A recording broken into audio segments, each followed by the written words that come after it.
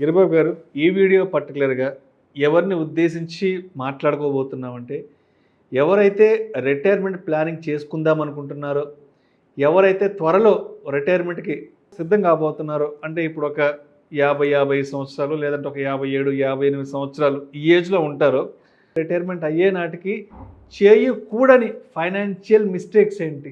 అంటే రిటైర్మెంట్కి దగ్గరలో ఉన్న వాళ్ళు చేయకూడని ఫైనాన్షియల్ మిస్టేక్స్. సాధారణంగా నాకున్న ఎక్స్పీరియన్స్తో చూసేది ఏంటంటే, చాలామంది ఒక 8 టైప్స్ ఆఫ్ మిస్టేక్స్ చేస్తారండి. 8 రకాల తప్పులు మిస్టేక్స్ చేస్తారు.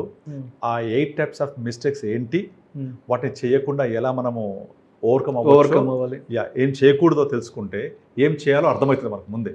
రిటైర్మెంట్ అయ్యేవాళ్ళు చేయకూడని ఒక 8 మిస్టేక్స్. ఫస్ట్ వన్ వచ్చేసి ఒక స్ట్రక్చర్డ్ విత్డ్రాల్ ప్లాన్ ఉండాలి, కానీ ఉండట్లేదు. Structured withdrawal plan. సెకండ్ వచ్చేసి చాలామంది ఏం చేస్తారు, పెన్షన్ ప్లాన్ అనగానే చేసి సెకండ్ తప్పు యాన్యుటీ ప్లాన్ తీసేసుకుంటారు. అలాంటి మిస్టేక్ చేయొద్దు. తర్వాత చాలామంది చేసి ఇంకో మిస్టేక్ ఏంటంటే ఈక్విటీస్ అవాయిడ్ చేసేస్తారు. అమ్మో మార్కెట్ భయం పెట్టనైనా అవాయిడ్ చేస్తారు. ఇంకోటి మెడికల్ పాలసీస్. చాలామంది ఏం చేస్తారు, 60కి వచ్చాక 55కి వచ్చాక మెడికల్ పాలసీస్ తీసుకుంటారు. అందుకని మెడికల్ పాలసీస్ చాలా ముందుగానే తీసుకొని మనం అన్ని రకాల వెయిటింగ్ పీరియడ్స్ అన్ని కంప్లీట్ చేసి కాంప్రహెన్సివ్ పాలసీతో రెడీ అయ్యి ఉండాలి. కనుక ఈ మిస్టేక్ కూడా చేయకూడదు. తర్వాత 5th మిస్టేక్ చాలామంది చేసేది ఏంటంటే ఎస్టేట్ ప్లానింగ్ చేసుకోరు. ఎస్టేట్ ప్లానింగ్ అంటే ఏంటి, నథింగ్ బట్ విల్.